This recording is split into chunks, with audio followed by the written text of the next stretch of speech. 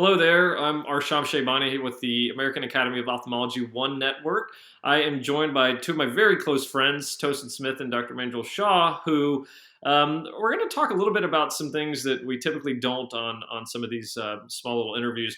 Tosin, first of all, we have to congratulate you because it's a pretty big honor. I know you hate being in the limelight, but the Humanitarian Award at American Glaucoma Society was awarded to Dr. Smith this year. Very deserving. And I want to talk to you a little bit about some of the international work that you're doing. Like, how'd you get started, and where are you now, and how does that tie into Manjool? It started by, like most of us have done in the past, trying to go out there to do good work. But I always came back home with this Where, dissatisfaction. where did you go though? Where did you go? I went anywhere they let me into. We've been to Nigeria, we've been to Kenya, we went to Nepal, anywhere, any country that would let us in. And really, uh, it over the years, my outlook changed. I realized that if we actually went in there to do good work, but also to train the local doctors in a very structured way, we could be doing impact for many years to much more people after we had long gone home. And so did you start this, like, did you pick like now a home base where you work out of, or is this kind of expanding out beyond where you started? Somewhere in the middle of all of that, we started that Cure Glaucoma Foundation at the Glaucoma Associates of Texas, and that's where this has evolved from. Before COVID, we actually started through a pilot training a few surgeons in one country on how to do glaucoma drainage implants. And we realized that doing virtual training for a couple of months and then going in there for 24, 48 hours and training them on their patients with their surgeries in their environment, you know, that just changed it. These were skilled surgeons, so they did know how to operate. And that's where we are right now. We're a couple of years out with several different groups, and Dr. Shah is my co-patriot along with Dr. Lolaido in doing this. Well, I was going to ask. So Manjool, how did you get involved with Tosin's humanitarian efforts? I think it started with a random Friday afternoon call where Tosin and one of her partners were gonna go to Nepal for sort of a kind of more of an education only, not this program yet. It was sort of in evolution, and Tosin's partner was unable to join, and so there was an empty spot on the trip to Nepal. I snatched that ticket right up, and we were off to Kathmandu, and we had an amazing time. We were teaching, we were doing some live surgery, we were doing a lot of wet labs, and I think we just kind of hit it off in terms of our shared mindset for wanting to kind of train the trainers and deliver capacity for deliver capacity building in country. And so when Tosin took this project to this next level, starting in Nigeria, I she couldn't keep me away, basically.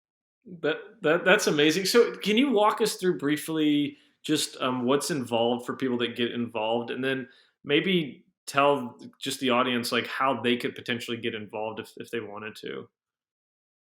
So there's an opportunity for everybody.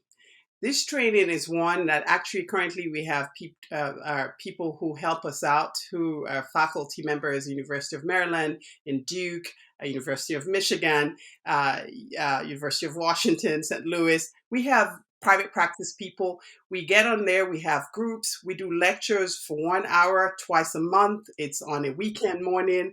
You jump in there, the lectures are pre-recorded, so it's more in discussion. And then you can either help us, like Erin Seek did recently, evaluating cases for approval, or you can be somewhere in the middle of all of this and join us and travel with us. Sometimes we had virtual observers during this last process, people who couldn't come, but they could watch the process. And after we train, we have periods like right now, we have 65 glaucoma drainage implant patients in post-op. There are pop quizzes going on. You can be anywhere in that process that you're comfortable doing. And we're taking all comers, anybody who wants to be involved, because it's all about just creating that opportunity to teach and let those people within the country teach other people so that we can step back and impact the world.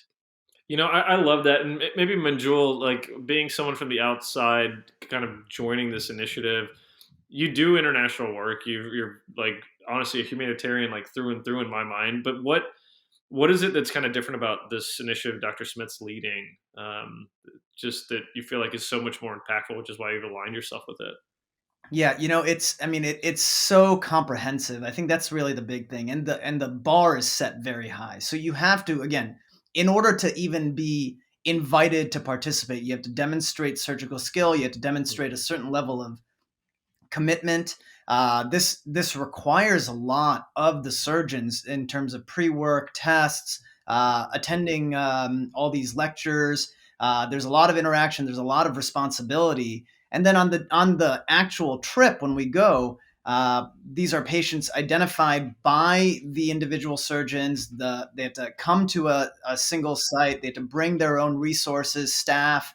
I mean, we're asking a lot, but by doing that, I think, are getting a lot. We're really getting a deep, um, deep knowledge transfer, and so Mhm. when surgeons come out of this program, they're really empowered to do a lot of good.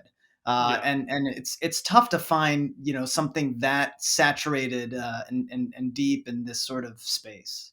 Well, just looking at the people that are involved, it's like people that are teaching glaucoma to many in the U.S. So why not expand that internationally? I think it's a Absolutely. perfect marriage, especially if you have Tosin leading it. She's not going to let things just be done Exactly. willy nilly. So it's going to be a Exactly. legit program. Well, listen, I Yeah. really appreciate both of you joining today, and hopefully this builds a little bit more. Just kind of groundswell to help with things like this that are impactful and sustainable, which I think is critical with what you're doing. So thank you Absolutely. so much. Well, thank you Thank for having you. us. Yeah, Tosin, you rock as always. This is amazing. Good to see you, friend. Same. Thank you.